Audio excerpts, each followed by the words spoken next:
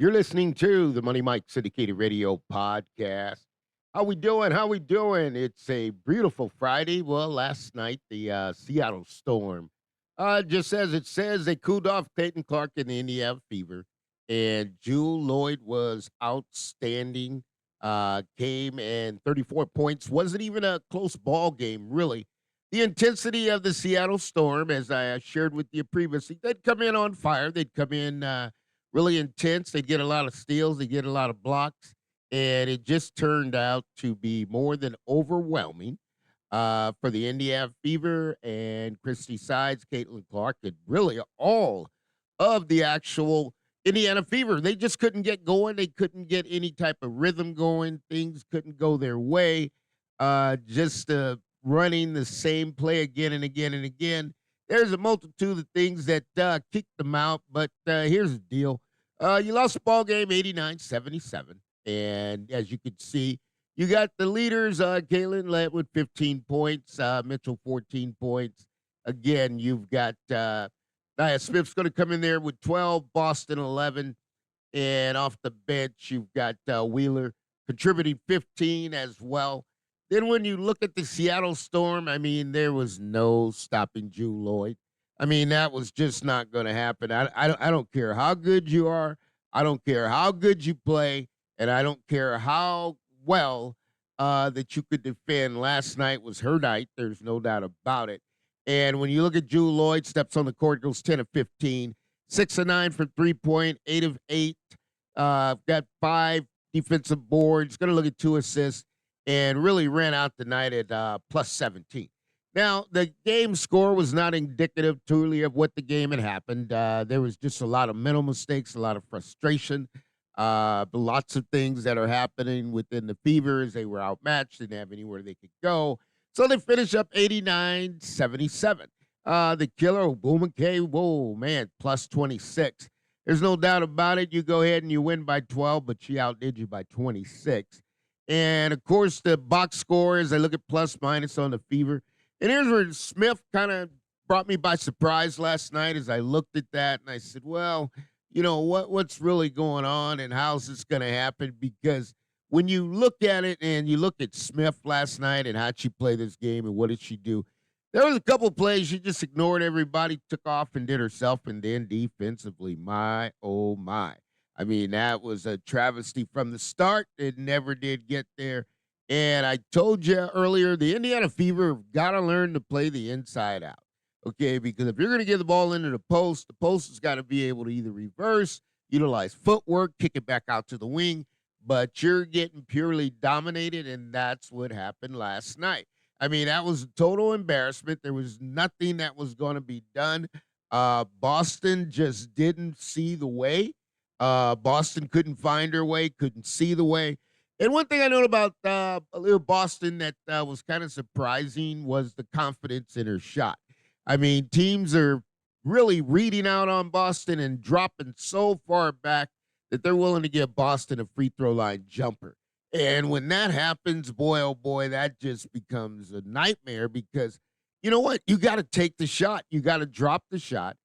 And let's be honest. I mean, this is the same play. We're going to go on the right side of the court. We got 2 sides, left side, right side.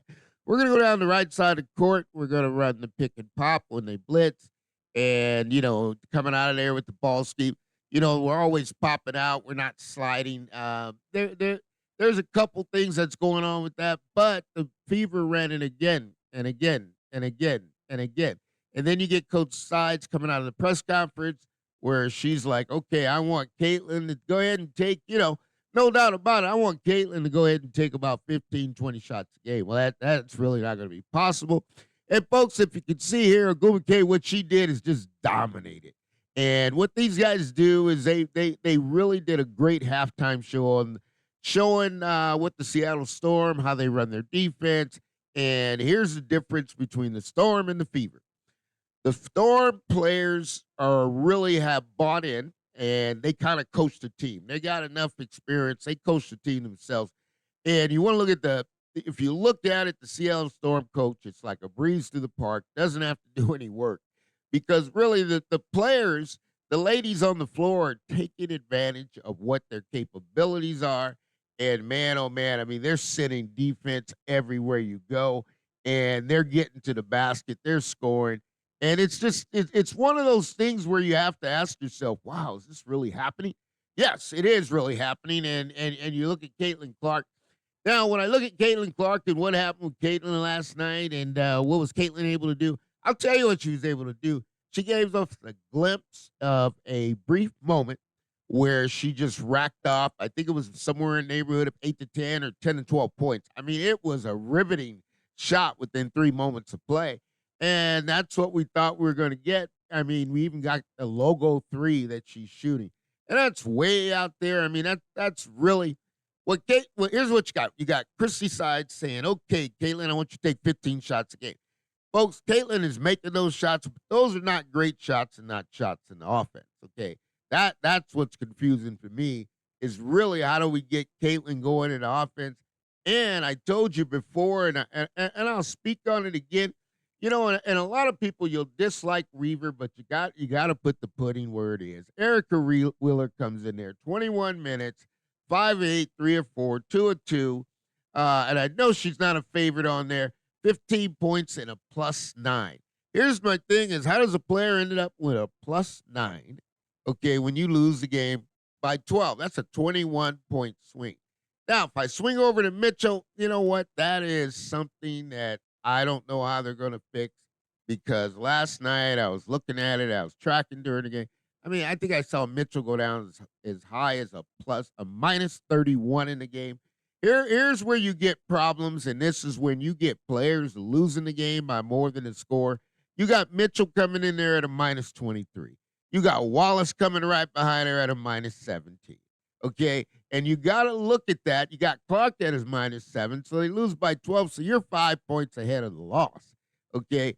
But then when you get on the other side and you look at this and you look at, okay, who we couldn't stop. Okay. Agumagbe couldn't stop. We know Diggins couldn't stop. Okay. We know Lloyd, we had no chance, +17. Okay. We know Horston came in there and was a +18. So that kind of sums it up.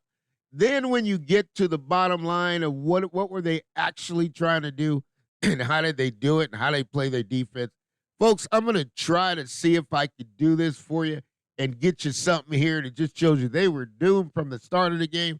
Before the game even started, you look at the first play and what happened and how did it all come together. Look at this, folks. Look at this, okay? Just look at this play here and just take a look at right off the bat. Okay, there goes the screen. Now, here you're gonna get a screen and roll. Okay, it's delayed. And here's what I want you to see. Okay, look at Smith. Okay, now Smith has a responsibility right here. Here's Smith's responsibility.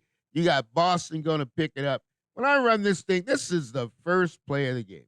This what got me here, folks. And you run this through, and look at this. Now, what are we really going to do in this? We got 3 players guarding 1 player.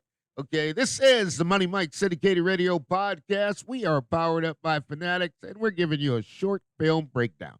So as you run this thing through, look at that. Now this is what we're doing on the defensive end. This is where we're really starting to understand, okay, because we're not playing man ball body. We're not doing that. We're not utilizing defensive principles. And if you do this on the first play, this is where the game started, and this is how it all finished up. And that's a bucket. You got Smith out of control. That happened all night long, folks. That was not something that was really there. And you got to understand that this is something that really is going to be hard to fix because this year I don't think you can get it done. Seattle Storm, cool them off. Indiana Fever, 89-77. And you look at it and you talk about bad habits and what happened. And then you get here and I start going, man, let me go back and let me see how this really came out. And this was a commitment Christie Sides was giving everybody. We're going to do a lot of teaching, just a lot of making sure that we removed a lot of bad habits. Okay, so that one caught me right there. And this is the Money Mike Syndicated Radio Podcast. We're powered up by Fanatics. And we're just going to bring it to you straight across the board. And this is one that caught me because immediately Christie Side talked about bad habits. So no matter who you are, whoever you come in, you got Christie Sides talking about bad habits before the player even gets there. Okay, this is her introductory press conference. So if you got it going on here, this is where the mentality is. And all these commitments that you make, if you don't keep the commitments, then really you're just not even fulfilling the purpose. Because I told you, you can go in there with analytics, you can do all that, but when you get in there and you got to pass the eye test, that's what she hasn't done. So this is something you just got to know, and you got to know this and right off the implement bat. good habits and habits that we're going to stick with us. We are going to practice until it's perfect. We're going to. Okay, we're going to practice until it's perfect. We're going to practice until it's perfect. We're going to practice until it's perfect. Well, it ain't never going to be perfect for the Indiana Fever this year because you got people who are just not getting it done. Okay, this is something that was really shocking because I'm going by our opening statement of this is what we're going to do. This is how we're going to do it. And this is what we want to do is how we're going to execute. But none of this is happening. So you have to go back and look and say, where are we at now from when she started till today? Because this stuff that was supposed to happen. I promise you. I was looking for Christie Sides type coach. So Lynn Dunn, the general manager, spelled it out as clear as she can. She said, I was looking for a Christie Sides type coach. Okay, a Christie Sides type coach. So that's how this got broke down as you brought it in. You guys all want to know, as this is the Money Mike City County Radio podcast. And I start breaking it down and I start revealing everything to you. This is how it all happened. And this is how we got to this point. This is what Lynn Dunn wanted. Lynn Dunn got what she wanted. I don't think she feels the same way now, but it is what it is because this is how we got to this point, and this is what she was looking for. And so many people had mentioned her to me. You know, she values defense. She's high energy. Culture matters. Okay, she's high energy, value defense, and culture matter. Now you got a situation where it gets even more pivotal because the next coach or anybody else that got to come in would have to change the culture, or Christie Sides would have to kind of remove herself, and say, hey, I'm not going to take so much pride in this situation.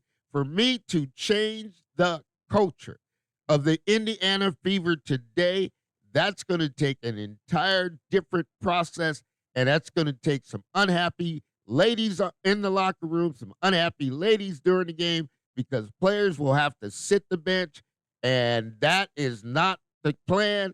But you're going to have to eliminate all of your relationship, friendship, because as a coach and as a professional, you never want to get too buddy-buddy with anybody because, hey, you know what? It goes like this. If you ever have to release them or cut them, you really don't want that bearing or inflicting your decision. When you got a tough decision to make, you got to make it.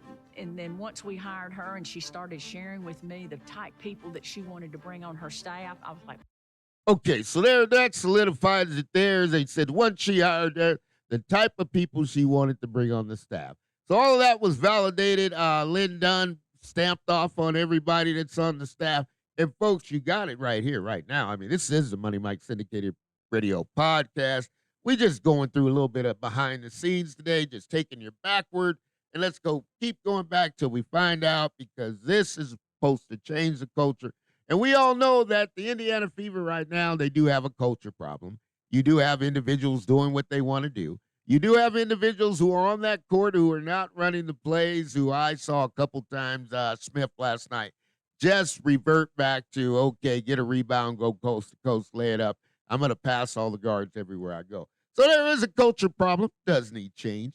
And in the possibilities of it getting changed, this is when, or all organizations, I'll tell you, it's not just the Indiana Fever. You have all organizations go through tough times, and you just got to kind of figure out where we're going to go moving forward. And whatever we do, let's keep going and so we trend forward as an organization and as a basketball team. So this is nothing new, but this is where Christie Sides felt it. This is perfect. This is exactly what the Fever needs.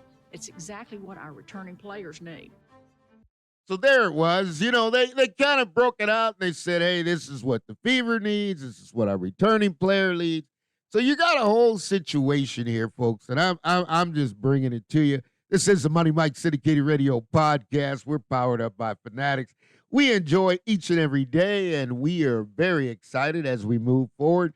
But I will tell you, it was tough last night. There's no doubt about it. And the Seattle Storm, they're going to make their run, and they're probably going to go ahead and land in there because they are active on defense. And Jewell Loyd lit them up last night for 34 points. So there's no doubt about it. I mean, this is, if you want to know a little bit of something good that happened yesterday, I'll give you something good that came out of that. Okay, that happened yesterday, and it was really I didn't even notice it. But you look at Caitlin Clark, how she eclipsed 300 points, 100 assists, and 100 rebounds. Okay, that 100 assists and 100 rebounds, a double-double in that. I mean, that's got to be satisfactory. She got 300, 100, 119 games. If you looked at who to compare, Andrea Stinson took 22 games, Shannon Johnson, 22 games. And, of course, the one that always they have spoken out or said some things, and is the mentor of Angel Reese, Cynthia Cooper, did it in 23 games. So this is the Money Mike Syndicated Radio Podcast. We are powered up by Fanatics. The Fever had a tough one last night. Jewell Loyd, she gave the pressure and delivered the pressure. She took a shot in the eye. That's when you take a licking and keep on ticking. Went into the locker room, got it all squared up, came on back and said at the end of the press conference last night in the Seattle Storm press conference, well, you wanted a show, so that's what I came to do, give you a show, and that was Jewell Loyd. This is the Money Mike Syndicated Radio Podcast, wrapping it up, moving forward. The Seattle Storm last night, they came in there, they blitzed them up, they handled their business, and it's a wrap. We'll see you soon with the feeling of the Fever. All things are possible to those who believe. We know we can go higher and higher. We understand the Fever must get better and better, so we're going to look at what it's going to take and how it can be done. But we'll see you soon.